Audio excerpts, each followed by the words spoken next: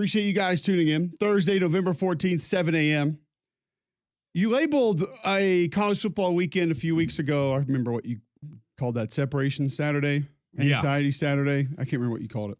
Stuff like that. What would you label this weekend? Because it's a rough slate. There's not a ton of appeal this weekend. Tomato weekend. Not lettuce. But tomato weekend. It adds a little, but not a lot. Okay, where are we adding? Just curious, your thoughts. If the season's a burger, Louisiana, Monroe, and Mercer are the lettuce. LSU, Florida is the meat. It's got a little intrigue. I like that game, especially if Lagway comes back. Because if LSU loses 4 games in the regular season, and it's all because they can't stop the quarterback run game, that'd be intriguing. So that game does something for me. I would say Arkansas and Texas, one of the buns. It's a cool game for sure. Yeah. Georgia, Tennessee, probably the second cheeseburger patty. And then all the rest of the games combined, the other. Kentucky and Murray State doesn't do it for you?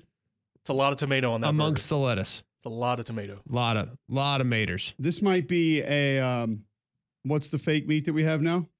Impossible meat. This might be an impossible burger week. Impossible to impress me with these games. Yeah.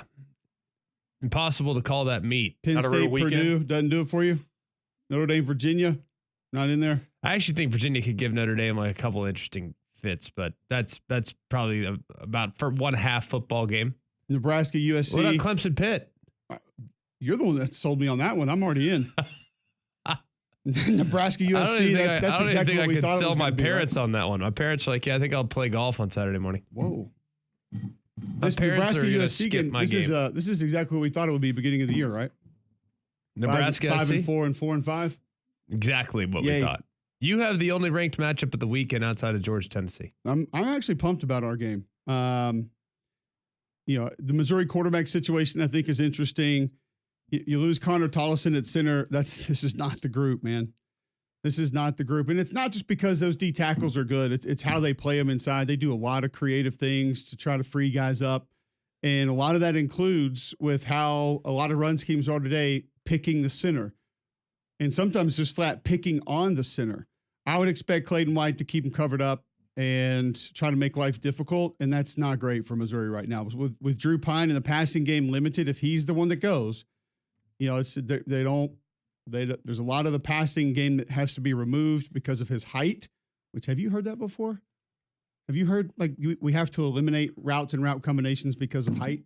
I mean, yes, but not ever as it relates to a starter. Yeah, we've had shorter quarterbacks that, Bryce Young, I didn't hear Bill O'Brien say, well, we can't run flood concepts and, we need to run more crossers and we need to do more down the field because we can't do this and this. I don't know. I've just never heard someone openly say it. And I appreciate Kirby Moore being honest with us and Drink being honest with us, but it sounded different because I've never heard that. I mean, it's not a good situation. No, we've always heard that, it can be limited at times and they go 6'5", 6'6" at left tackle, left guard. So yeah, you would hope they're taller. You would still hope your quarterback will be able to figure it out. Yeah. What if Drew Pine was really good and he was a freshman? Do you go start recruiting short offensive linemen? Well, I can tell you this: Dylan Gabriel doesn't have any part of the field that's off limits, and he's a mighty mouse. Hey, coach, I love this left guard. It's in the portal from Charlotte. What do you think about him? How tall is he? 6'3". Can't have him. 6'1" and lower for our guards, guys. Our quarterback can't see. It just feels weird. I don't know. South Alabama's at Louisiana. Louisiana, one-loss football team. It's a good one. Oregon, you already said no trouble with Wisconsin this weekend. No, I think it'll be tough for a half and they'll pull away. Okay. We got Battle of the Bones this weekend. Rivalry game. Can Kansas threaten BYU? In Provo? Yes, I think Kansas wins. You're calling that straight up right now? Straight up. You realize it's later in the week. It's Thursday. You can't change your mind. No, it's in. We do sometimes here on the show. You can lock it in. Lock it in. Okay. First instinct's always the right instinct. Just like when I had Vandy over Obbs. Doors over Barnes. And you nailed that one. All right, coming up on the show today, we've got Air Murray. You talked me out of it. I felt good about it until you talked me out of it. I should have talked myself out of it. There was another one this year though involving Auburn too. It was like so obvious, and you talked yourself out of it as the week went on. It was Arkansas. Like you were all in on Arkansas early in the week, and then all of a sudden, like as the week got a little bit further down the road, no, Auburn's got this lock. Yep. I remember that was the other one And that they was. didn't. All right, we got Aaron Murray, 8 o'clock. Rubik's Cubelic, 8 o'clock hour. Wimp Sanderson, 9. Jason Caldwell, speaking of Auburn, is going to give us updates on the Tigers coming off the bye week, 9:30 today. What do you anticipate seeing? You've had 2 weeks now to prepare. We've heard that Peyton Thorne missed a couple of days of practice. The younger quarterback's got a lot of reps in practice. Do you anticipate anything being really different that you're going to see? I mean, this should be a game that you're on cruise control, put forth good effort, go out and handle. It hasn't necessarily been the case for Auburn in a couple of those games this year. So I think they're going to have to play decent football, play good football and play hard, or they could slip up and lose this game. I would anticipate them playing well this week. I mean, I think that they know that they can finish with the bang. No, they kind of need to.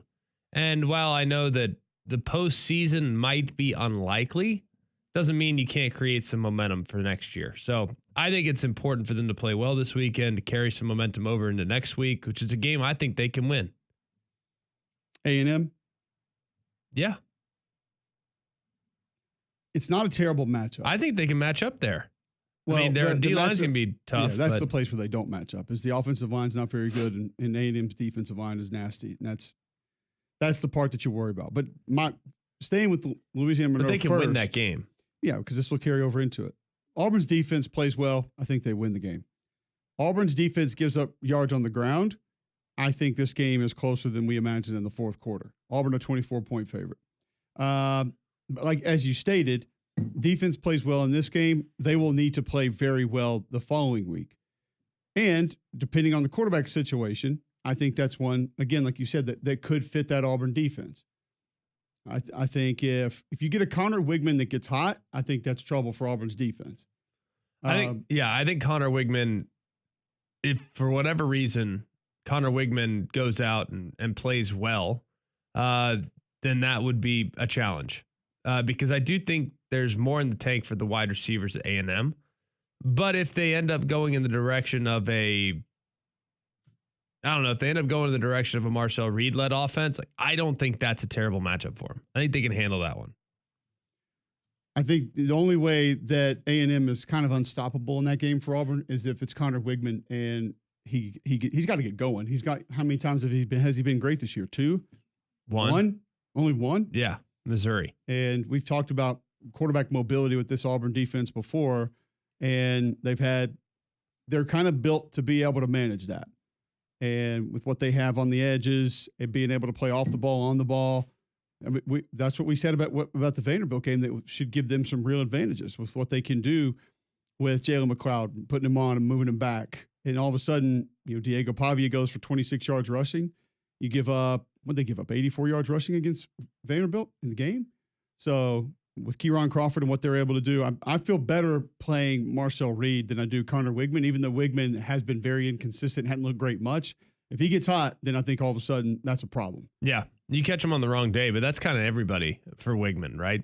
And I still think Wigman might be their best chance against Texas. But you better get the good version of him, because if you don't, you're in big trouble. There's no doubt. That's the thing. Is it better be really good Connor Wigman, or else it's, how does Auburn offset that? I know we're looking way far ahead here, but how does Auburn offset the A&M defensive line? Is that read plays, quarterback run plays? Can they do it formationally with unbalanced looks? How do you offset that group? Because Scorton, I think you can kind of manage a little bit. Yeah. Shamar Turner, I don't know what Auburn does to manage Shamar Turner. I think Shamar Turner on the inside is a huge issue. You have the length. You have a lot of versatility with that group. I think South Carolina's group's better. But I still think that they're probably at worst, this A&M group, third at worst behind Tennessee. All three of those are kind of hodgepodge depending on the matchup. Yeah, it's pick your favorite flavor of ice cream. I think Auburn would least like to see South Carolina, second least like to see Tennessee. I think they have a chance against A&M. It's not a great chance along the D line, but it's a better chance than it would be against those two teams that rely a lot on speed. So Yeah. I think there's opportunity there, but it won't be easy. There's just fewer guys that can consistently ruin you by themselves on the A&M group. And that's not a knock because South Carolina just has a few more. Tennessee has a few more. Tennessee's inside guys are just built different than those other teams.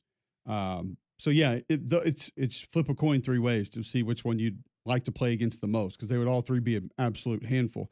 You know, the guy for A&M that I'm surprised hadn't gotten a little more discussion this year is I understand people just look at box scores and probably look at other services grades. Maybe his aren't good. I don't know. Is Cassius Howell for A&M 18? He's done a good job. He's got some juice, man. But he doesn't play that much. I mean, he's listed as a jack, right, or a buck or whatever they call the MLI scrimmage. And he doesn't play all the time. I mean, he's in there in pass rush situations and he's in there some in regular down and distance, but it's not like he's in there all the time. No, which is the beauty of being able to roll guys in and out at positions like that and just kind of get them going in different ways. So, all right, but that's looking a little bit further ahead. This weekend, as Greg stated, we got a couple of interesting matchups in the Southeastern Conference. Arkansas and Texas, it's different. We talked to a couple of the guys at Media Days, and they referenced playing that game a little bit earlier. We had Colt McCoy on the show right before the season, and he talked about how, man, we played that team when I was in school, and it was a different atmosphere. You could feel the hate. He said, I did not go in expecting it to be, like an Oklahoma type rivalry game. He's like, but it was every bit of it, specifically from the Arkansas side. Like it meant a lot to those people, and you could tell. And obviously, game's going to be in Fayetteville.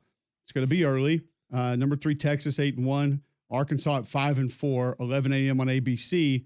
Where does Arkansas have some advantages in this game, in your opinion? I think Arkansas has few advantages in this game. I think it's actually quite a bad matchup for them, and I think it's going to require something comparable to a Vince Young style performance from Taylor Green.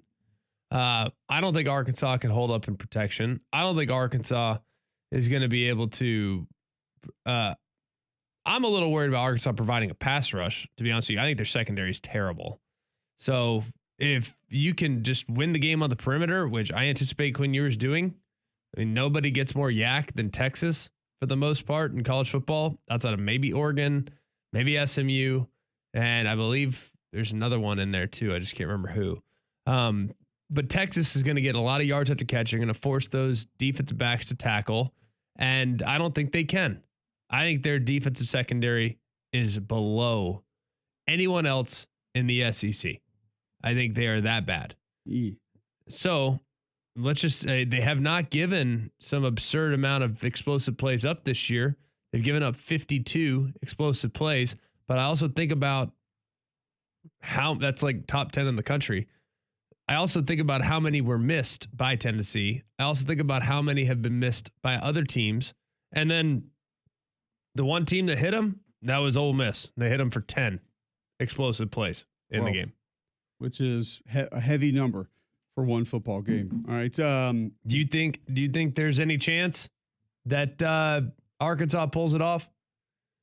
I think we're trying to talk ourselves into it.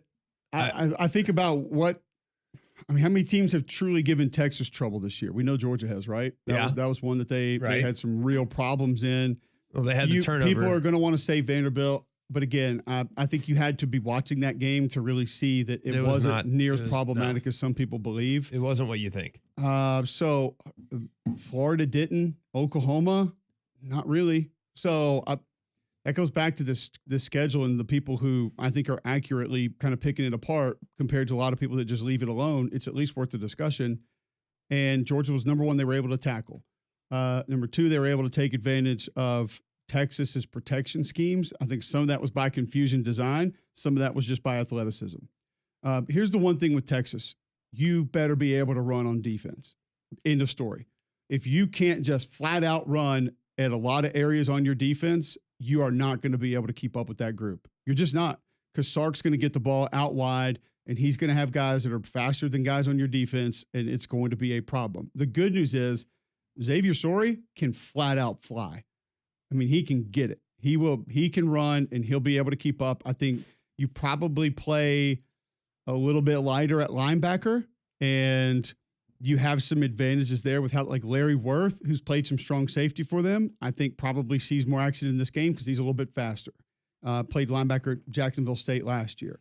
So they've got some guys at the second level that can run, but like you said, third level is just, it hasn't been great this year. And that's, Texas has guys on the outside, man. And if Sark knows you can't cover him, he'll take the shots. And it doesn't feel great on that end. Now, can Landon Jackson, Eric Gregory, Cam Ball cause some problems? Yeah, I think so. I think I'm not going to say they dominate that group, but they could be effective. And I just think this has to be one of those ball control games where, and I don't know how healthy Arkansas is right now. That's the biggest question. How healthy are their guys that have been banged up all season?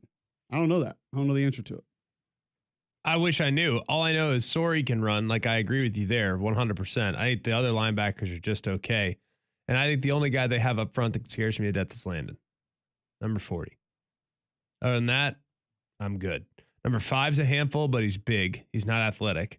You have a couple other guys on the interior that are tough to move, but Texas ain't going to play that game. I just think they're going to play the game on the perimeter, much like Ole Miss did, and Arkansas is going to have no answer. I think on the other side, too, I'm not right now. You would have to help me with this. Your thoughts. I'm not real sold on what I've seen from Arkansas's offensive line. I think the edges can get exposed in this game. And I don't think it's and I also don't trust Arkansas not to turn it over. Now, who puts on the deck more than them? I mean, goodness gracious alive. Ball security not been one of their strong suits this year. No. So against a team that's got a lot of speed and pretty disruptive and doesn't give up big plays, and that's pretty much all Arkansas does, try to create big plays, I think they're going to be in some trouble. All right, so that is a little bit of some of the games coming up this weekend. Of course, we'll break them all down. We'll have more coming up today on the games from the weekend. Tomorrow we go Max Ball. We'll get to the Tennessee quarterback situation on the other side. I'm interested to hear from some folks and have a discussion on just what this looks like if Nico Iamaleava cannot go. Officially listed as questionable yesterday. And how big of a difference does that mean? I think I know how I look at it. I want to hear how everybody else looks at it as well. I know how I look at the Gusty Goulas group. If you need to get into a new home, 830 5-star Google reviews. Call 205-542-1996. Gusty Goulas Group wants to help you get into a new home, brokered by eXp Realty. Serve more than 3,000 home buyers and sellers in the greater Birmingham area. You can trust Gusty's aggressive and proven selling system. He's got what it takes to attract hundreds of qualified buyers that want your home. So call the Gusty Goulas Group today, 205-542-1996, or visit GustyGoulasGroup.com. We'll talk Tennessee, their quarterback situation next on Mac and Cube in the morning.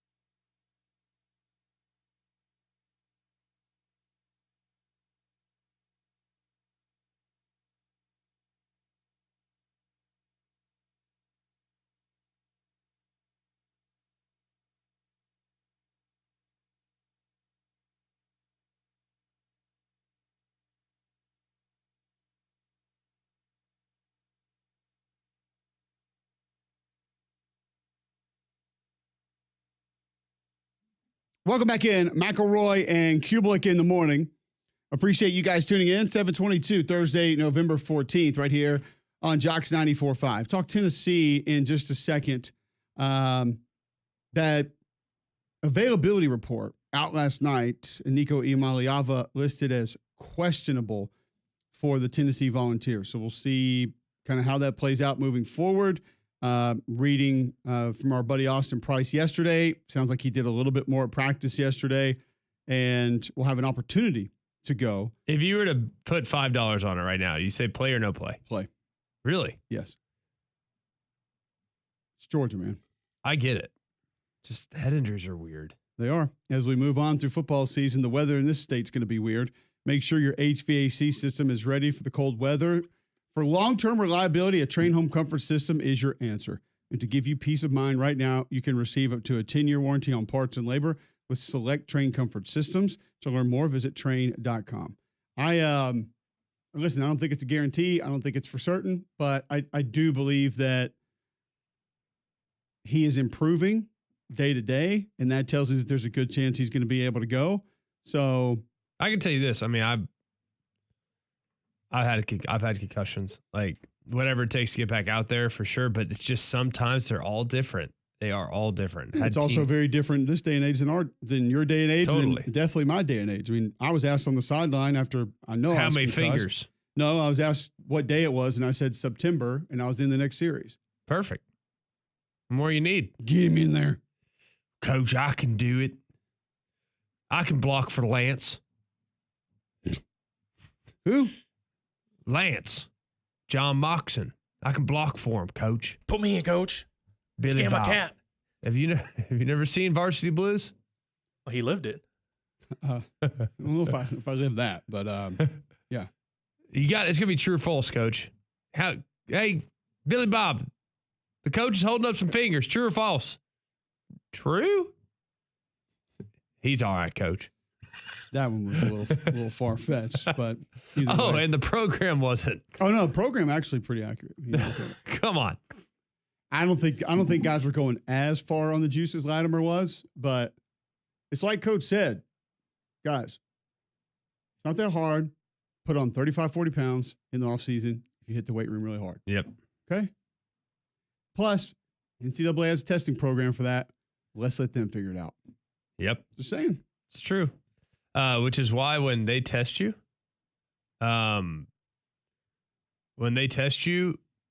they had to actually physically watch it come out. That was always comfortable. It was always very awkward, especially when it was like an older lady. Like, this is very awkward. I can just remember like the nerdy white lab coat guy. He was like, your pants need to be below your knees. Yeah, pull your pants down, please. Not at your quads. Sir, do you need to get that close to it? Like, there's like, clearly you can see from 4 feet that it's coming out of me. This is not, I don't have some tube. Ontario Smith.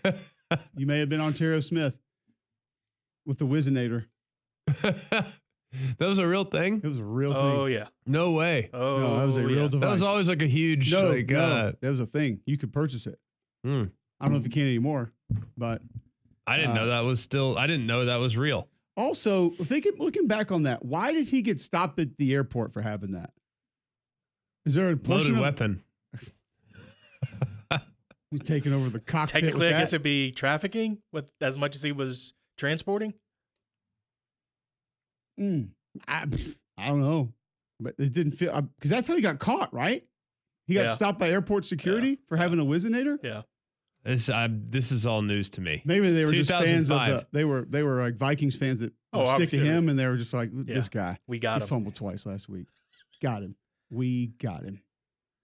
Get him in there. I've never heard of this. Yeah, it's real. I'm checking this out. If you're wondering what we're referencing, NCAA drug test back in the day, the best part about it was that it was at 5:30 on Tuesday mornings every single week, and so Monday afternoons there would be a list that was posted, and for some of us who went, I think 14 straight Tuesdays, it was a random list of like 12 or 13 guys every week, and I can remember I went to the training room after like visit 11 or 12 consecutive because usually you go like once or twice a year. And our head trainer at the time, John Larkin, he said there may or may not be some people in the building that think that you're on something. Well, and I was like shocked by that. Why are they like? Let's hypothetically say I was. They're that interested in catching me, or this is amazing. The Wizinator, Yeah. or the Auburn coaches forcing me you to having drug to test go 13 12 straight. weeks. That's brutal. But see, like I always was drug tested. We've lost Greg for the show. Yeah, I'm done. I've just ordered a Wizinator. I don't know why I don't get drug tested for anything, but I feel like this is something we need Just in the leave it house. up here in case somebody needs a bar. I actually had to go pretty much every week also. So I don't have Latimer that put much it in the sympathy toilet for you. paper thing. He put the tube in the toilet paper. Yeah, he did. dispenser. And then he had to, because he actually had to watch it. He put the tube in the toilet paper thing, and then he also, then he ended up having to inject it into himself, which not great. Hey, by any means necessary. Got to do what you got to do. But I had to get tested every week too because of the complete opposite reason. Oh, they knew you were good. Yep, we know he's not doing anything Put him in mischievous. there. Yeah. Let's test McElroy this week. Coach, he's had 14 weeks in a row. Yeah, but we know he won't get flagged. He's good. Get him in there. I can't believe you got nailed 12 weeks in a row because they thought you were on something. Oh, yeah. You would think the coach would be like, hey, we don't need to be testing Cube. Don't do that. Yeah. Don't send him up there. Here's what the most infuriating part of it was, as Greg just stated. There'd be a person in there with you. You went one at a time, and drop your drawers. Yeah, we got it. We've done it. All the way down. Let's just make this really uncomfortable. Yeah. And then when you couldn't go, you want to talk about pressure. a fit of rage. Straight when pressure. You got up at 5 a.m. to walk over to the facility to use the restroom in front of this old man, and all of a sudden you couldn't go. And they would not let you leave the facility until you went. So you had to go downstairs and grab a half gallon of Gatorade, and you just started chugging. And so 30 minutes later, you go, but then for the next 15 minutes, the rest of the day, you also went. Those were the good times. Yeah. Though it also is terrible because, we can't use this sample. You're too hydrated. Oh, gosh. I thought that was a win. We didn't have the hydration charts. I was told that I was a bad teammate if I was any less hydrated than this based on this chart right here, sir. Championship level. Correct. That's what it says. We didn't have those when I was in school. They knew better. Charts. We had the hydration charts everywhere. Now they have them where you like go in like a little circle thing. Oh, it goes green or red. Yeah, and I've there's hit a couple color. of facilities with that. Yeah, I was like, what is this? Yeah, I never seen that until this year. It's the first time I've seen it. Oh, it's disgusting. I like the charts better because the one on the far right is like in between maroon and brown. Bad teammate. And I'm like, actually call 911 is what that Yes. should say. Correct. If it looks like that, it should immediately call the paramedics. Let's go get an IV. We've got real problems. Major that's issues coming out. Correct. I can't decide if that's blood or urine, but either one or something else. Not something you want. It doesn't need to be coming out there. It's not good. Yeah, those were not great days. Having to do those every Tuesday. Not Every fun. Tuesday, that's brutal too. Because Tuesday is your big day. In college, that's like the that's your day hard you're doing all practice your day. that's the day you're doing all your installs, full pad practice. Like that's a Pass tough rush, day. middle drill, teams 1 versus 1. But how hard was practice for an offensive lineman? I mean, it had to be pretty easy. Especially the hour pushing a sled after practice. That was no big deal. Well, The you tire needed was the extra flat. work. Yeah, we all did. All of us. Yes. And then when we would fight each other after practice too, those were the good days. You needed the extra work there In pads. No mass. Fight. Loser runs. How do we determine a loser, coach? I will. Good.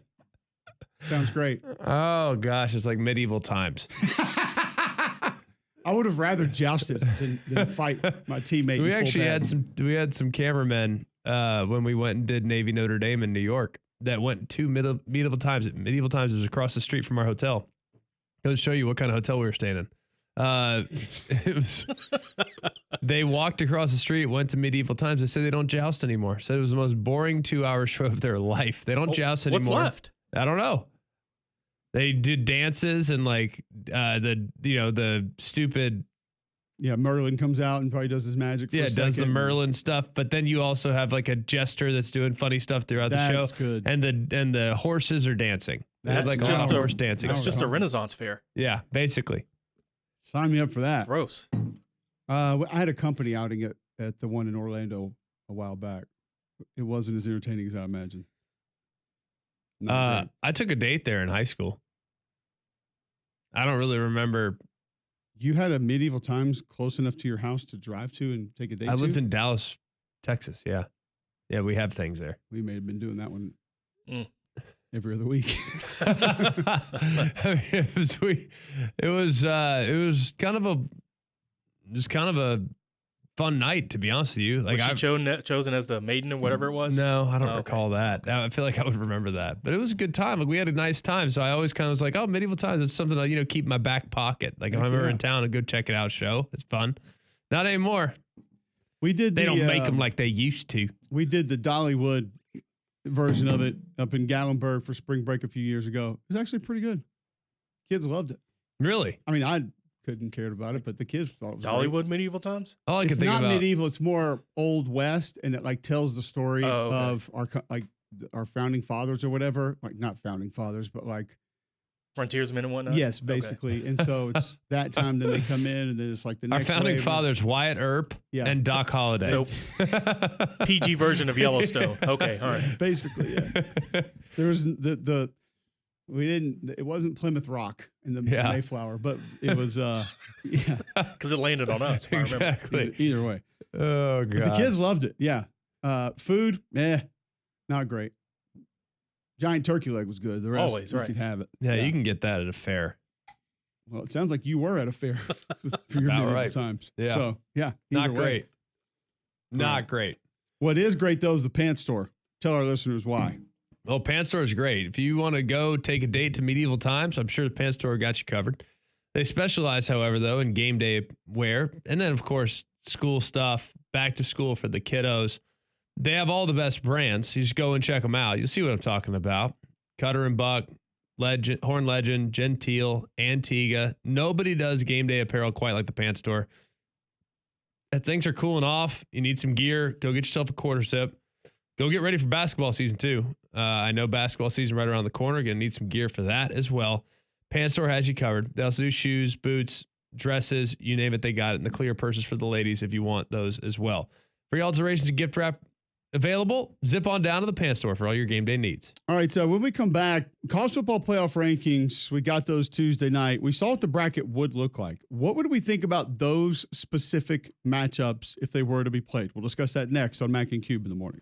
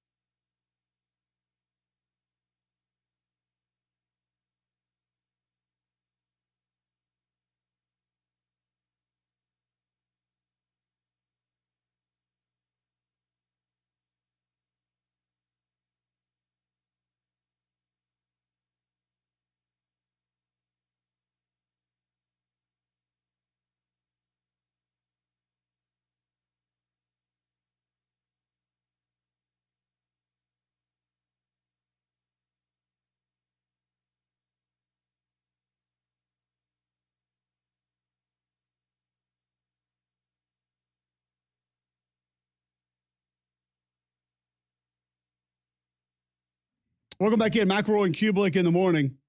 Appreciate you guys tuning in. 7:38 a.m. right here on Jocks 94.5. If we looked ahead at the college football playoff rankings, then seedings that would come from that, and then the matchups that would then come from that, what would we think about those matchups? Boise, Ohio State, Greg. How are we feeling about Boise's chance to go to the horseshoe and pull off the upset against the Buckeyes? I don't think it's out of their own possibility. I think they could keep the ball. I don't think that – I think people would look at that and say that Boise automatically going to be able to run the football. I don't think their offensive line is great. Obviously, Ashton Jeanty is exceptional. Yes. But I think physically they could kind of hold up because Ohio State isn't really a run the ball right at you type group this year. But I think the speed on the perimeter is going to be a problem at some point. How much they can slow that game down would probably depend on how it would go. Notre Dame, Tennessee in Knoxville. By the way, signed me up just to watch that in and of itself, specifically with Notre Dame coming to town. That would just be huge. Yes. How do you like the Fighting Irish's chance to go to Knoxville and get that win? If they were 100% healthy, I'd really like their matchup, but I don't know if they are going to be 100% healthy. Their corner, Benjamin Morrison, he's been down for a few weeks. If he were healthy, that'd be massive because he could be a guy that could at least eliminate one side of the field from a wide receiver standpoint. As far as the others, I don't know. I'm not super convinced that Tennessee wouldn't be able to run the ball. I mean, I think that's the key, right? If they can run it, they're in good shape. And I think they might be able to run it some on the edges, not so much at the middle, but on the edges. I was going to say, I would be sign me up to watch that Notre Dame defensive line against the Tennessee offensive line. That would be a fun matchup to watch. And like you said, I think probably the one that maybe determines the winner of that game. Ole Miss at Penn State. Got this in a bowl game last year. Not that that really matters. Being on the road, I think first and foremost, a big challenge for Ole Miss in this spot. You do have a couple of good pass rushers for Penn State that could be problematic. Offensively for Penn State, I'm not sure how you hold up against that front. That's also going to be an issue. Do you just see Ole Miss winning this game? Is it more complicated than that? I think Ole Miss would roll them. Okay. I think that would be probably the least competitive. There is a notion coming out of the national college football media as we move to the next matchup that which would be the 10 seed Alabama Crimson Tide at the 7 seed Indiana, that every other team in college football would roll Indiana. Are you also on board with that? No. Are you sure? You want to think about it before you answer? Because there's certain people in the college football media space that say that everyone would roll Indiana. I don't agree with that. I think Indiana's good. I just don't think they've been tested. Do you agree that every other Big Ten and SEC school would roll Indiana by 2 touchdowns? Because that's what some of the current college football media believes. I would need to know what media. Because no media that I have talked to believes that they would roll Indiana. Oh, I heard it on this station. So I mean, it wasn't someone who works here, but the college football media believes that every SEC team and every other Big Ten team would roll Indiana by 2 touchdowns. Well, that's interesting because Indiana has rolled every Big Ten team they've played. But I'm just telling you what was said. Gotta call out Jody Mack like that. I don't know who that is. Makes sense. Super Bowl. Oh, no, I've never called him out. Makes sense. Alabama, Indiana. Where would the complications be most for Alabama in this game? I think the RPO stuff would hurt them. I was going to say, I think Alabama's defense might have some issues there. I think the RPO stuff would hurt them. And I look, I don't know if I don't feel real confident in Indiana's defense being able to stop the run game that Alabama would throw at them. Indiana's defense has been pretty good statistically against the run this year. I just don't know if from start to finish, Bama was as committed to it as they were last week. If it'd be something they have not seen weaponry or speed like Alabama would throw at them. It would be a shell-shocking opportunity. And look, you can simulate power. You can simulate teams that can, move you off the ball and anchoring down. You can't simulate the speed and misdirection that they would throw at them. I think Bama's offense would have their way, but I also think they would score. I don't think Alabama's defensive line would be dominant in that game. No. I don't. And I think it could be complicated for those reasons. So if we moved ahead, let's say Ohio State, Miami in round 2. Mm-hmm. Is that just Ohio State getting that game? No. No, I think Miami can hang there for sure. You get the ultimate neutralizer at quarterback. And There's no doubt. And Ohio 100%. State doesn't have a great pass rush. It depends on the down. 1 out of every 10, 15 they do. Well, that's all you need. It's not like Miami has a Joe Moore Award semifinalist group protecting him. There are people really mad about that too. Boy, I heard about that yesterday and the day before. I don't blame them. An egregious list. You obviously hadn't watched it then. I haven't watched Miami. I'm talking more about some of the teams that are on. Tennessee, Oregon. I think Oregon's more complete. What part of Tennessee is not complete? Their passing game. The questions at outside of that, it's kind of a big part. It's been a little hit and miss this year. You think? That's fair? Yeah, I would say it's a little hit and miss. I would say their left tackle. Oregon better have their quick game ready there for that one. I don't disagree. I think they'll be able to rush the passer. That's great. And I think Jermod McCoy in their secondary is better than people realize. But here's the other thing. Remind me again why we like Tennessee's offensive line. Physicality? No, we don't. Don't you start. 2 of them are physical. I agree. Yes, right guard and center. I'll take those 2 on my team any day of the week. Which others? John Campbell's physical. Physical and limited. A lot of offensive linemen in college football are these days. Okay, well, that's fine. That's fine. I don't need to have 5, Will Campbells across the board. All right, so you're going Oregon there. I think Oregon's got a better matchup for them. I think Tennessee would run the ball. Ole Miss, BYU. Because they're Joe Moore semifinalists, award-winning offensive line, or their tempo? No, because they have Dylan Sampson.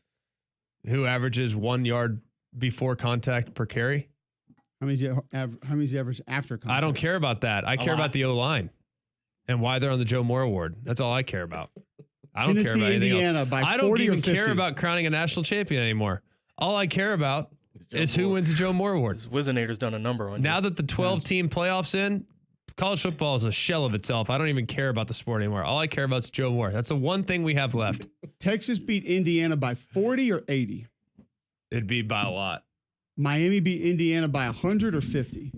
Texas matches up really well against Indiana. That's a terrible matchup for Indiana. It's terrible. What about Alabama and Texas? That one, I think Bama has a much better chance than Indiana does. The one thing that I would be concerned of is that Bama in big games has been a little bit too dependent on deep balls in the past.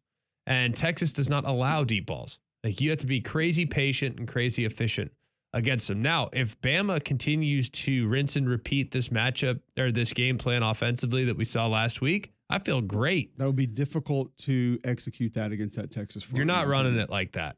You're not. You can't on 3rd and 7 expect to run quarterback boss power and get it. It's just not happening. I'd love to be able to do that. That would be tremendous, but it ain't happening. So it's going to be one that requires some precision in the passing game, and it can be there. But remember, I mean, this Georgia passing attack was terrible against Texas.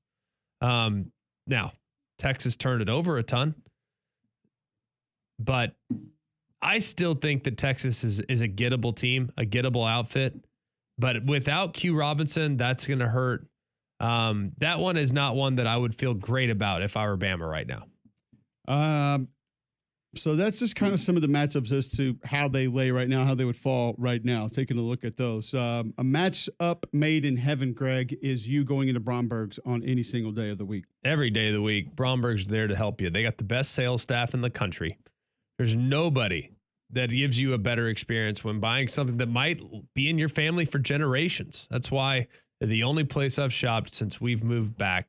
That's why when I walk in, I always feel like I'm being taken care of in a way in which you're just not going to get taken care of elsewhere. Like, I go in there and I'm always grateful to be pointed in the right direction. Hey, think about this. Hey, this anniversary's coming up. Think about this. Like, they understand how to kind of put it all together. And it's been a great experience for me. That's why they've been in business for nearly 200 years. And you can get that luxury shopping experience that you'll only find at Bromberg. So go see them in Mountain Brook Village in the Summit, or you can see them online at brombergs.com. All right, we'll get to a break. Come back. Top 3 of the day next on Mac and Cube in the morning.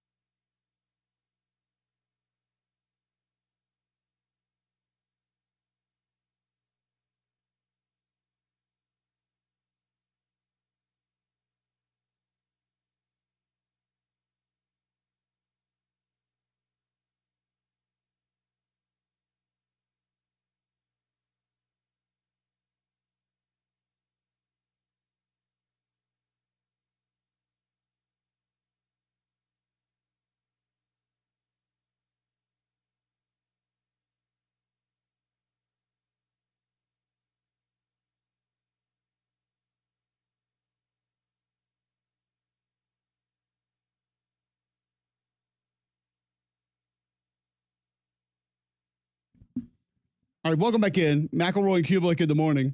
7:51 a.m. Thursday, November 14th. Jocks 94.5. Top three comes to you each and every morning. Does not have to be sports. Sometimes is. I actually forgot what Thursdays is. But, Damien, what's on tap for today? Well, today specifically, November 14th. It's, Favorite upset ever. That's No, tomorrow. that's this Friday. week. That's Friday. Friday tomorrow. But today we put them on upset alert. Tomorrow we pick the upset. Got it. Noted. No. Today is National Pickle Day for anybody that celebrates. Pickle. Wickles. that. Pickles are good.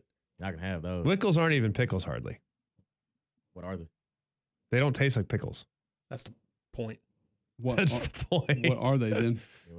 They're, Delicious. Yeah, they're their own thing. You can't even call a wickle a pickle. It's I would. just a wickle. It's literally their last name.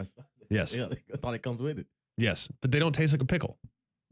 And John goes, that's the point. Because they're good. No one said they weren't. Especially a dill Yeah. or a sweet. Yeah. They're both great. All right. No, it's also National Spicy Guacamole Day. Top three pickles. Wickle. Wickle, JD. dill, None. and Tommy? None. Tommy's a good one. Okay. That's all I got. That was before y'all's time. I'll say dill, wickle, and gherkin. What is that? You don't know what a gherkin? That's the Pickles. tiny little nubby It's a one. little itty bitty tiny Yeah. pickle. You put them in Shriveled Bloody looking one. Marys. Yeah. I'll go wickle, dill, ball. Nice. Ball pickle? Reverse it. Let's flip it around. Pickle ball. There it is. Wow. That's the fastest- There's that. he legit didn't know. I honestly had no idea. There's what that you were talking about. egalitarianism. That's See- the fastest growing sport in American. Yeah, but I don't history, right? see. I don't acknowledge country club sports like that. You're only a member of three, but yeah. That's a country club sport. Never catch him on a pickleball court. No, No, but our top three today is who are the top three overperforming teams in college football this season? What do you mean by overperforming teams? What expectations that you had going into the season, and they're exceeding those. So who has surprised us the most Sure. with what they've done? Number one is Indiana. Number two is Colorado. Number three for me is SMU. I thought SMU would be a good football team, but one loss, 9 games in, I did not expect that. I thought that they would run out of gas and depth will be an issue at this point. They would probably be one of my bigger surprise teams. I'm sorry, biggest expectation exceeder. Attaboy. Next week, teams that you didn't think were going to win a lot of games, but have won a lot of games. We're just going to rephrase this. Top three teams that have met expectations. Go. yes. Top three teams are exactly what you thought they were going to be going into the year. And you didn't let them off the hook. That's amazing. Colorado, for show. I guess you could say Army, but who cares? Yeah, you hate them I didn't expect Army to be undefeated at this point, though. No, at all. definitely a good one. And did not expect for Indiana to be 10-0. Number three for me is Indiana. Number two is SMU. And number one is Vanderbilt. Yep. That's a good one. That's very similar to mine. I have Vandy at number one. Number two, I have Colorado. And number three, I also have Indiana. I definitely didn't think Indiana would be in this position. I really did. What was Vandy's total? 3.5? Oh, it's 2.5, but Two still, and a half? yeah. I got a chance to finish strong. But So not only to be bowl eligible, to get the wins that they got. Right. I will say, though, be careful because the book is out. Oh, I assume they're also done winning too. But I'm not saying they can't get LSU and or Tennessee, but they're gonna need something's gonna have to happen in the passing game if they're gonna get them, because it is definitely hey, we are going to allow you to sit back there and good luck picking us apart. So that's it. All right, top three for today. Damien, brought to you by My buddy Ben Hedden of the Beham Realty Group. Think about selling your home. And when it comes to selling, you only want excellence. You give my buddy Ben a call at 205-568-2705 or go to BehamRealtyCo.com. If you're struggling to get your house sold because the market's changing every single day, you need an expert that focuses on adapting at half the time to make sure you and your squad come out on top. That's Ben Hedden of the Beham Realty Group. You can visit their website, BehamRealtyCo.com, or give them a call, 205-568-2705. So what do you do for National Pickle Day? Y'all the ones that eat them. I'm not celebrating it. I mean, I feel like you have to be that mad about it. He has the palate of a child. I mean, Can't stand them. We get angry about a lot of things on this show. Didn't know that would be the one. food nonetheless. All right. When we come back, Aaron Murray, former Georgia Bulldog, talks Georgia Tennessee next.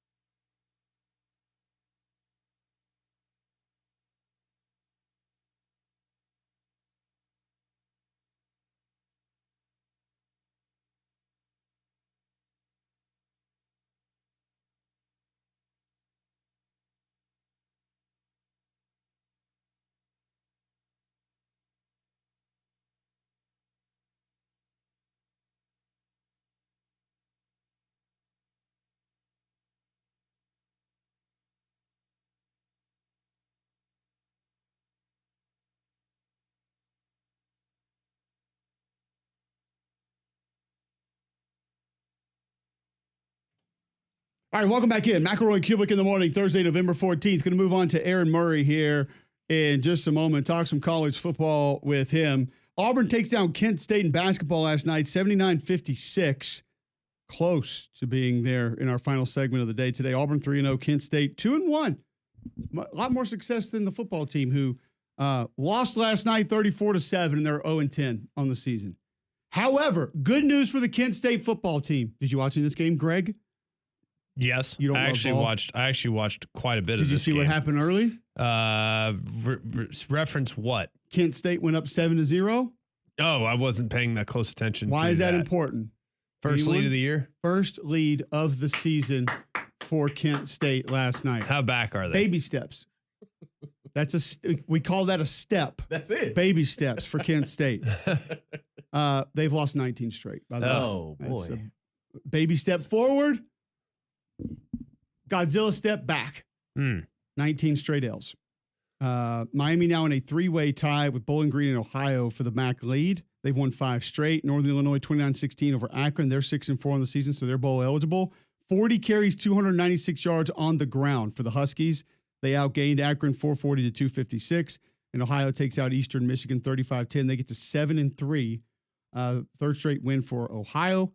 And Parker Navarro, 277 passing yards, 106 rushing yards, 4 rushing touchdowns last night. Had a really good night. So just some of your games last night. I had the multi-screen on last night with 2 different games going at once. And it was actually the one game that wasn't on there was the Kent State game. I don't know why that was. The other one I had, the Ohio Unis, by the way, fire. They were good last night. Those were good last night.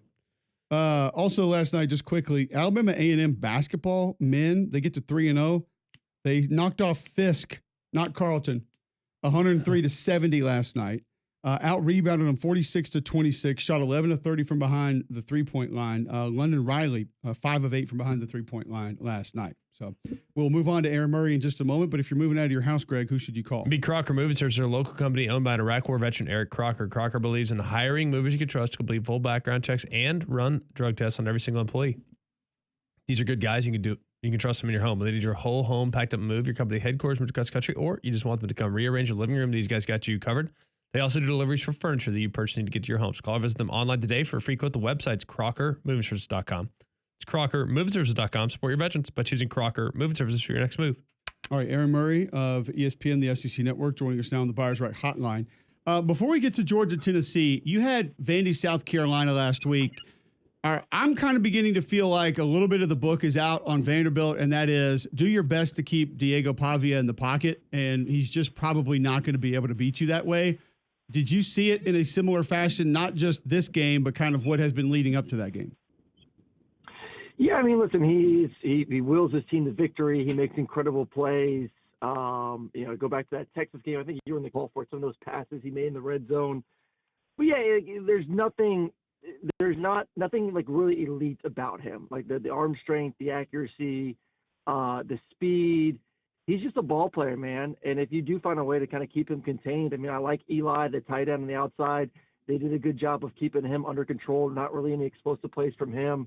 The running back position's nothing too sexy. The O-line's good, nothing special there. So, yeah, it's just they play hard. This is a team that can they find a way to get to the fourth quarter, and if it's close, see if Diego can make a couple pretty, unbelievable plays to see if they can win the football game. But, South Carolina's they're too good, man. I had them first game of the season versus OD. You knew the defense was going to be special. Just waiting to see, when Norris would kind of mature as a quarterback. But just going back to Vandy's offense and kind of keeping them under control, that defense for South Carolina is just too big. They're too fast. They're too physical. They're playing with a lot of confidence. So it was kind of anticipating they would be able to contain him, and that's what they did all night. What do you make of South Carolina's improvements here offensively? Because it feels like offensively they were not great early, but now they're starting to get going a little bit with a power run game led by the quarterback run. What do you make of that group? I think South Carolina is probably one of the best teams in America. I actually had them as my, number 11 or 12 team, like in my little power ranking I do every week. So it was interesting. You look at them a year ago, and Cole can attest to this. They had, 9 different starting offensive line units to start the season off, just injuries. We remember Spencer Rattler just getting his head decapitated. The only team currently this year in FBS that has started the same offensive line the entire season. So the chemistry up front, and Shane Beamer told us, like, listen, none of these guys are necessarily maybe NFL elite, top round draft picks, but they play well together as a unit. Rocket looks healthy. I remember talking to him before the OD game, and just his excitement, just for some, new team, new opportunity, new season. He lost some weight. He looked like he was in great shape. And man, as we've seen the past 2 games, when he's healthy and can run, he's got the power, he's got the speed. But it just comes to Lenoris. And during the bye week, they went to Lenoris and said, listen, you want to be a pocket quarterback. We want you to be a pocket quarterback. We want to continue to develop there. But for a young quarterback, the best way to develop is to just use your legs. Don't be afraid to run.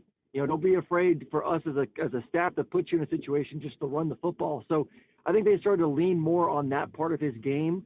And obviously they want to continue to develop him as a passer, but right now their strength is the offensive line, crazy enough. Obviously his legs, Rocket's legs, the tight end, and hopefully the receivers can come on the last few weeks and really round out this offense. Aaron Murray, former Georgia Bulldog, now with ESPN, the SEC Network, joining us on the Buyers Rack Hotline. We will roll into Georgia, Tennessee. Let's go back to what we saw a week ago. The Ole Miss front having their way with that Georgia offensive line. And Georgia got themselves in a spot that is not going to be comfortable for just about anybody against that Ole Miss defensive line. It felt like a lot of the issues that we saw in the previous weeks from Georgia were going to be repairable, and they don't find a way to repair themselves against Ole Miss. So how much can be altered? How much can be changed, improved upon with this Georgia offense the rest of this season? There's two teams to me that have been frustrating this year to watch. One, Georgia's offense, and two, Missouri's offense. And I just keep feel like for the majority of the season, I kept saying oh, well, it's going to hit at some point. It's going to hit at some point. Missouri with Luther and Theo and the experienced quarterback. And, I like the running backs that got in the portal. It's going to click. It's going to click. And it just hasn't. And I know dealing with Brady Cook being injured, that doesn't help. But I had the same mentality with Georgia. They got Carson. They have a really good offensive line. They went and got a top running back. They got some receivers that were returning from a year ago. This offense is going to be good. It just at some point it's going to click. And, it hasn't. And we're heading into week 12, and I just got to sit back and say, listen, they are who they are. You can hope and pray and wish as a Georgia fan or a Missouri fan that, maybe this is the magical week that it's all going to just blow up and the offense is going to go out there and, have 500 yards and score 40 points. And you just got to play the odds. The odds right now is it's not a good offense. It's an offense that lacks explosiveness. It lacks explosiveness in the run game. It lacks explosiveness in the pass game. And when you face great defenses, which, Ole Miss is a great defense, Texas is a really good defense, Tennessee this weekend's a really, really good defense. If you can't create explosive plays, you're not going to be able to score points. Ole Miss last week created explosive plays, whether it was Jackson running the football at times, Jackson hitting guys versus, shell coverage down the middle of the field. They hit those plays, and Georgia's just not right now. I believe their top two running backs have both long runs of somewhere in the 40s this year. So they're not hitting home runs. And right now, that's their biggest problem, because I don't think they're good enough right now just to say, hey, we're going to run the football. We're going to win time of possession. We're going to beat you up. We're going to be more physical. That offensive line, Cole, they're not physical. They're good in pass protection most of the time, but in run protection right now, they're not exerting their will on defenses. So I don't know who they are. I don't know what their identity is, and we're 12 weeks into the season. So yeah, I'm really worried about this offense. I like the defense. I think Georgia's defense is really good, but it's not 2020 defense good. That defense can't win them a national championship if this offense doesn't figure it out. What about Carson Beck and the passing attack? I know you got to protect first, and that's a challenge, and they've struggled with that sometimes this year. But their whole passing attack feels like it's horizontal. It's like screens. It's obvious. You get into the zero coverage. You look like you're going to bring pressure. They check the screen. Everything's obvious. So at what point are they going to open things up, or do they just not have the personnel at wide receiver to do so? See, I don't think they have the personnel to do so, and I think it stems too from just the inability to just line up and run. I think Carson has, obviously in this age of just so many RPOs and options, and hey, if the box is heavy, let's check it to the outside, and those are essentially run plays, the quick screens to Dom, whoever else. So I think at some point too, it's just Cole and I have talked about this, just call a run play, just run the football, just say offensive line, you guys have to be more physical, and I just don't think Stacey Searles and Bobo have that confidence in the offensive line right now just to call run plays and do it. So that's why partly you're seeing a lot of those screen passes on the outside just due to numbers and hoping that 3-yard gain is essentially a quote unquote run play. But I don't see separation. Going back to the lack of explosiveness, there is not a guy right now in Georgia's offense that is consistently creating separation. And if they are, it's a catch tackle most of the time too. I don't see. I do a show, Letterman show with Noshawn, Ben Jones, Tavares King, and we talked about it last night. When Brock and Ladd caught passes a year ago, you felt like those guys wanted to score a touchdown. You could just see it. We all see those guys out there, the Ryan Williams of the world, that they catch it and you hold your breath because those guys are going to find a way to make someone miss, juke them, run them over, stiff arm them, whatever it is. And I just look at Georgia's, skill this year. While they may be good, no one gives me that fear. No one gives me that excitement. No one gives me that, oh my God, he's going to catch it, stiff arm someone and take it 70 yards to the house. It's everything is catch tackle, tight windows, Carson trying to force balls. So I just think Bo was in a bad spot. And I'm not here to defend my boy Bobo at all, but I just don't think they're that great on the outside, to be honest. And, Carson's just trying to force balls and he's making mistakes too. So it's hard to have a lot of confidence in him at the moment. Aaron Murray joining us on the Buyers Right Hotline. All right, Nico Iamaleava listed as questionable. What is your view of this game for Georgia's defense if he plays, and how much does that change if he doesn't? I think it changes significantly if he doesn't. I think, obviously his legs and his ability to run the ball. I haven't watched enough of Gaston to know what kind of athlete he is, but, what has given Georgia problems in the past and most defensive problems in the past, it's the year of, more and more teams understanding you better have a mobile quarterback. I like Nico. I like him at the beginning of the season. Obviously, he went through a little bit of a lull where I think confidence was a little bit shaky and he was a little bit hesitant to throw the football. He looks like he's gotten over that as of late and has played significantly better. So I think he's really, really talented. It's going to be a hell of an atmosphere for him to come into to play Saturday night and what is going to be a quote-unquote blackout for the fans.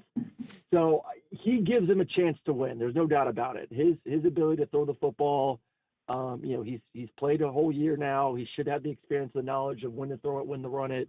I think they could have some success against Georgia if he plays. If he doesn't, obviously you feel really confident with a backup quarterback that hasn't played a lot of football.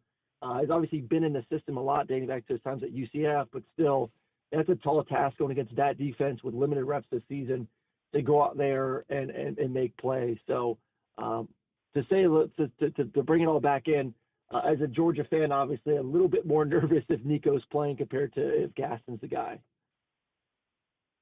Aaron, we always appreciate the time, man. Great stuff as always, and look forward to catching up with you again soon.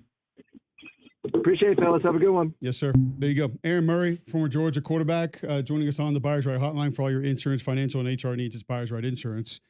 What is your confidence level of Tennessee winning this game with Nico Iamaleava? Let's just say 1 out of 10. And then what is that if he does not play? If he plays, I think it's a 50-50 ball game. Maybe that'd be a 5 on the 1 out of 10 scale. Yes. Just in case you're keeping up. Correct. Okay. Can confirm. All right. 10 divided by 2. Where does that go if he does not play? I'd say it's 70-30. It's a 3? 3. I still think they can win. I think Tennessee's a more complete team right now. I think they're playing better right now. I think they're going to win on defense. But I think they can be that dominant defensively in this game? Yes. I'm just asking the question. I've seen Georgia 2 times score 12 points or less. Yeah. 13 points or less. But 2 times can in Tennessee person. Get to 13 with Gaston Moore? If they can run it on the edge, yes. Okay. Damian, confidence level with Nico, confidence level without Nico. With Nico, a 6. Without Nico, like a 2.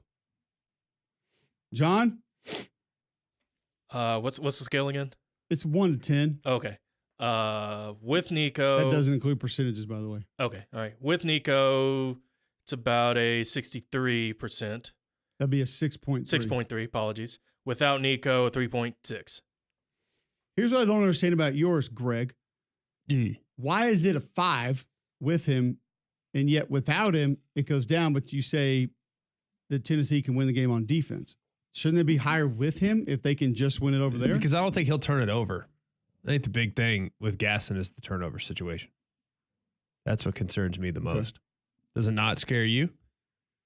Yeah, any younger, inexperienced quarterback that doesn't have elite talent, I think that's going to be a concern of mine against a Georgia defense that you know is going to disguise and has guys that when you decide to leave the pocket are going to show up a lot faster than most other players you've seen this year do, or physically inside are going to be able to dent the pocket, get a pass rush, do different things. Yes, absolutely. I kind of like you. Just where does Georgia get their yards in this game?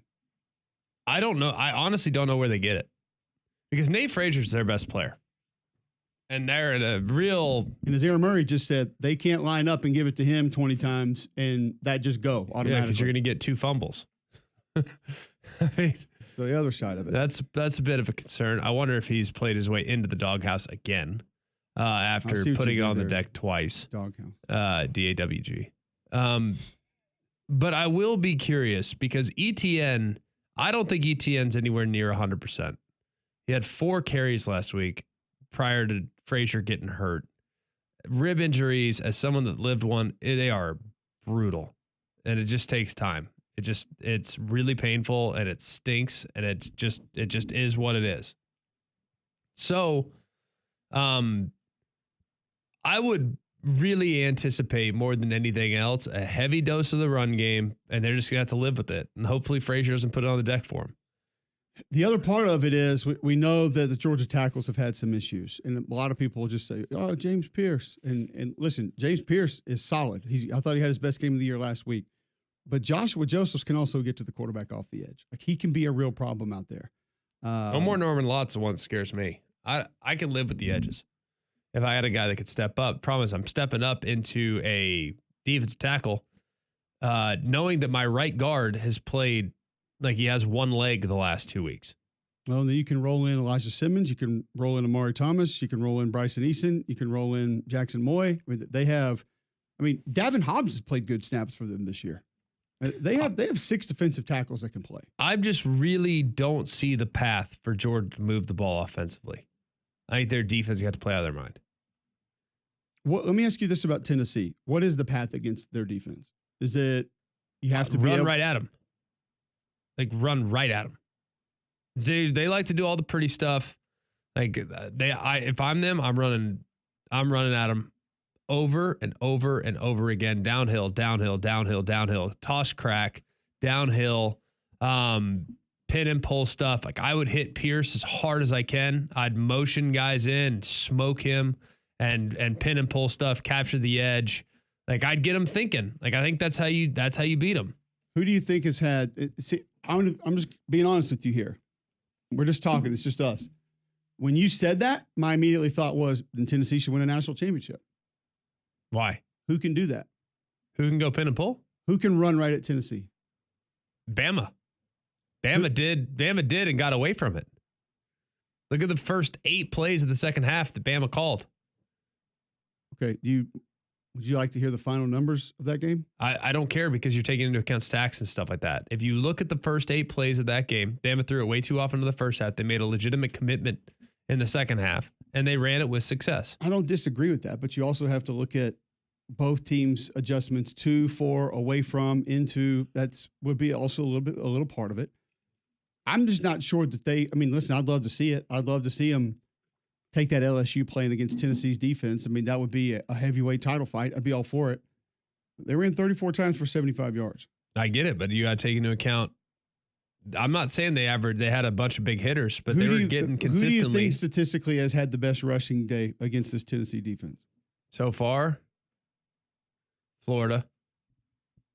Up there. Damian? Was it Kentucky? Florida went 40 for 136. Yeah. Was it Kentucky? 37 for 168. John? Pass. Well, Mississippi State did not pass much against them, but they did run 38 times for 179 yards and 2 touchdowns. See? Right answer. That is the best rushing day of the season against Tennessee's defense. And? Tennessee still won the game. They will not see Mississippi State in the playoffs. No. But I don't think Mississippi State's the best offense they faced either. No, I think teams that stay committed to it. Problem is Tennessee can get you behind the sticks. And the second they get you behind the sticks, you're in trouble. Bama had how many pre-snap penalties where they were behind the sticks?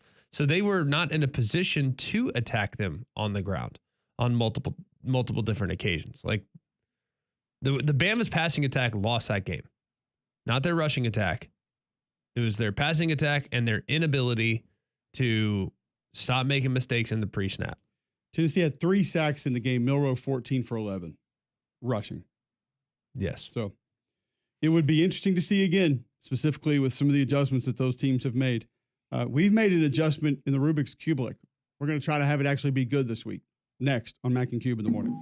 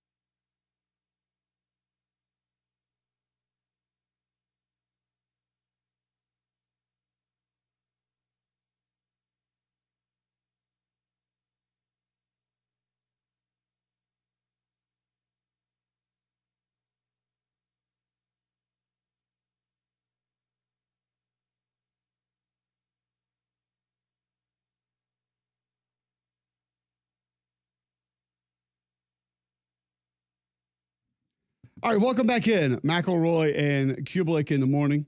Great college football conversation so far on the show. If you need any podcast, jocksfm.com, Apple Podcast, Spotify, wherever you get yours, you can find those there. 8:24 a.m. Thursday, November 14th, right here on WJOX. Going to get to the Rubik's Cubelic here in just a moment, and it has been a bit of a struggle. So we had some conversations with the biochemists up in North Alabama and said, get your act together.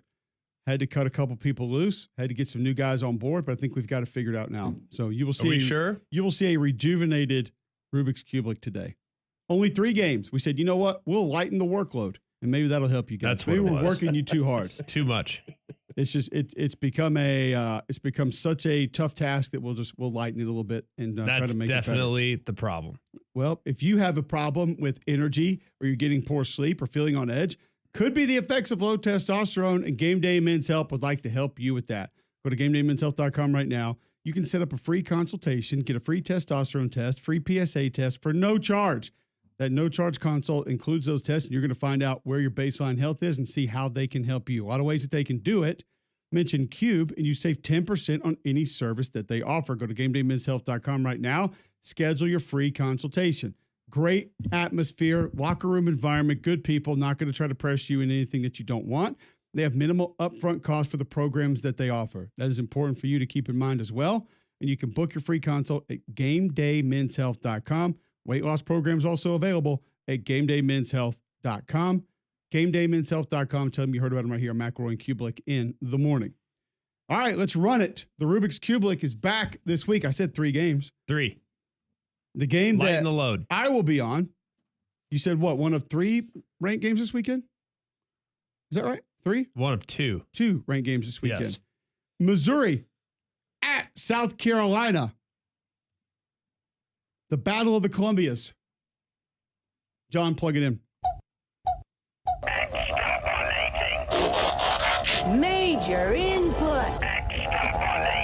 Input. Woo! All done. The game is in Columbia, South Carolina. Advantage Gamecocks. Mizzou goes for 167 a game on the ground. South Carolina 181. That is advantage Gamecocks. 133 allowed on the ground by Missouri per game. 107 for South Carolina. That is advantage Gamecocks. Oh, boy. Your turnovers, +4 Missouri, +5 South Carolina. Not a big enough. No real advantage there. No but advantage. We may need it later. Uh-oh. Your penalties, 62 for 542 for South Carolina, 51 for 452 for Missouri. They're actually pretty good in the penalty department this year. Boy. Third down conversions, 48% for Mizzou, 37 for South Carolina. That has not been good for the Gamecocks. Third down defense, 29% for Missouri. That is third in the Southeastern Conference. 35 for South Carolina, which is also advantage Missouri, which takes us to our push, which would be those turnovers that we just brought up by a margin of +0.5. The Rubik's Cubelic likes South Carolina to knock off the Missouri Tigers. Why? Missouri's paper trail is even a paper tiger. It's odd. It is. To hear the numbers, you're just kind of like, wait a minute. What's not working here? But imagine being 7-0 and thumping everybody outside the S&P plus top 25 and being outscored 74-10 when you play against top 25 teams. 7-2, and those two are very different. So it's almost like when they play good teams, they get beat. That does happen from time to time. It does. Occasionally. So I've been told. UAB at Memphis this weekend. We know it's the battle for the bones. Is it 4 of? 4, correct? I like Battle of the Bones. I do too. That just feels much darker. Correct. Battle for them bones. I actually like that even more. Oh, them Battle for them bones. 7 o'clock on ESPN2. Say Bear, plug it in. Rubik's Cubelic. Rubik's Cubelic. Rubik's Cubelic.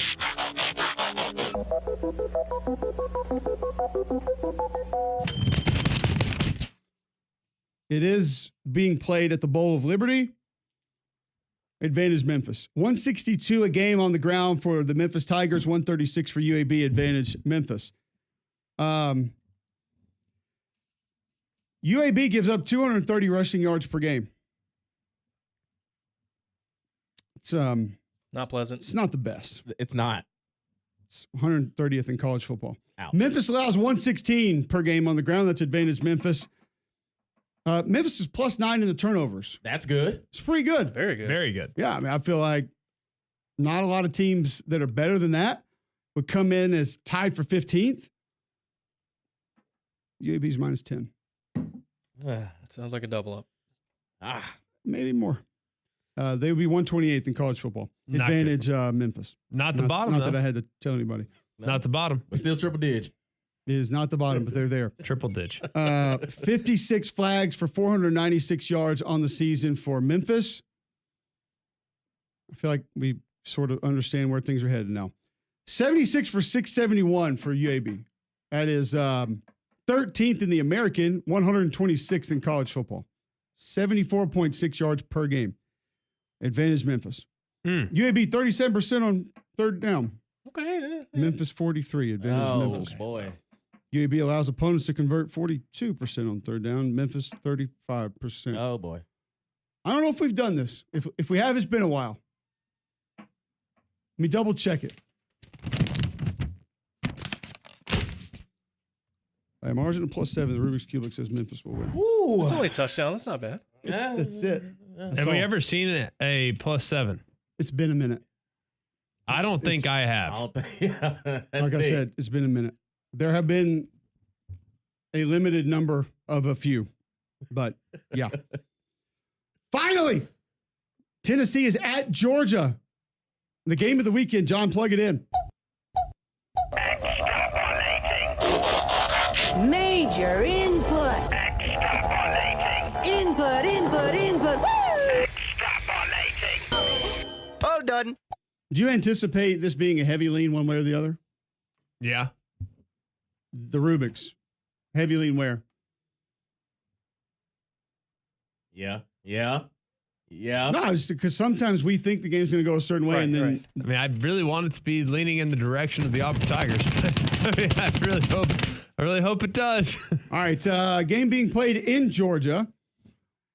They run for 124 a game. Tennessee runs for 235 a game. Woo! That is first in the Southeastern Conference. And Number one rushing offense in the SEC. do we know where Georgia is? As far as rush offense Yeah. in the SEC? It's got to be like 13th or 14th. It's got to be. I don't know if it's that low. They are 15th, actually. So not 16th. Yes, not 15th. last. Not last. The mark of Georgia Bulldogs, not last. If you ain't last, you're first. Sure that works. I don't know. Who cares? Tennessee ninth It's week nationally. 13. You rush defense. Georgia allows 110 per game. Tennessee allows 100 per game. That is second in the Southeastern Conference. Isn't that crazy how the numbers have gone up as far as rush defenses are concerned? Like it used to be if you held teams to like 73 yards rushing, you were first. Now you got to be like triple dig. Only one team in the SEC holding teams under 100 yards rushing per game. Ole Miss. Ole Miss. Correct. Nationally, 1, Indiana, 2, 3, 4, 5, 6, Penn 7, State, 8 Ohio teams. State. So Ole Miss will be one. Indiana's number one in the nation, 72. Yeah. Army, UTSA, SMU, Ohio State, Penn State. Kansas State, and one that nobody would get. Literally nobody. Louisiana Monroe. Nope. UTSA. I already said They are, UTSA. Oh, You got the U right. BYU. Nope. the U. The U is at the beginning. Utah. Uganda? CLA. What? Oh. I just read the numbers. How back is UCLA? 98.11 yards rushing per game allowed Okay. by UCLA. That's because they played LSU. Guess who? They're back. All right. +4 in the turnovers for Tennessee, -3 for Georgia. It's like a Advantage double up. falls. Uh-oh. Tennessee now 70 flags for 587 yards on the season. That's 13th in the Southeastern Conference. Georgia 59 for 575. That's advantage dogs. That's two advantages we've got. There you go. Georgia converts 39% on third down. Ugh. Tennessee converts 44%. That's advantage falls. Not great. Either one. Now, Georgia, second in the SEC in third down defense. They allow opponents to convert 29% of the time. Okay. There we go. Tennessee is first in third down defense in the SEC, allowing opponents to convert 24% of the time. Oh, boy.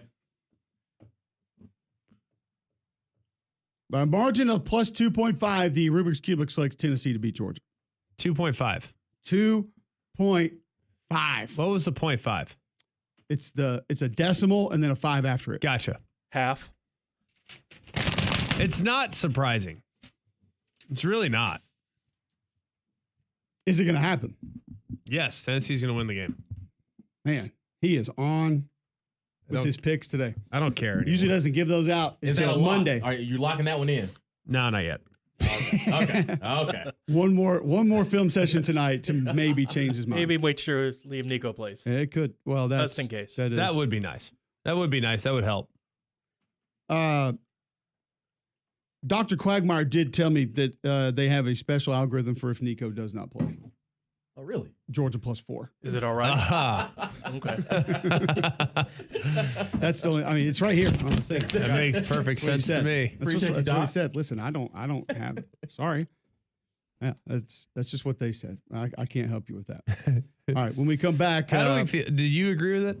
I know you haven't. You don't have to make a pick, but like, are you that surprised that it was that one sided? I knew it was going to be one sided in favor of Tennessee. I didn't think it was going to be 2.5, but I thought they definitely have the advantage. there were a couple of things here that I didn't think that that Tennessee would have. It's not the advantage; it's how big of an advantage that they Yeah. had. Like third down offense, I didn't know Georgia was under 40%. I didn't know the defense was given 124 rushing yards per game. Dude, going into last week, I came across this nugget last week prepping the Georgia game. They were converting 27% of third downs from 4 to 6. Third and 4 to 6, they're completing 27% of third and manageable And down that, and pla- and distances. that plays right in there, not being able to run the ball. I mean, it's unbelievable. Think about that. They were 125th on third down and medium. All right, You so know how hard that is? let's go a little further into this game of what are some of the recipes potentially for success. I can't believe I'm going to say this for Georgia in this game, because let's think about this for 1 second through the break. When was the last time we realistically felt like this was possible? Because Tennessee's had some good teams, but then when you looked at this matchup, you said, yeah, no. Yeah. And then it's played out probably worse than we even imagined. Yeah. So we'll discuss that more next on Mac and Cube in the morning.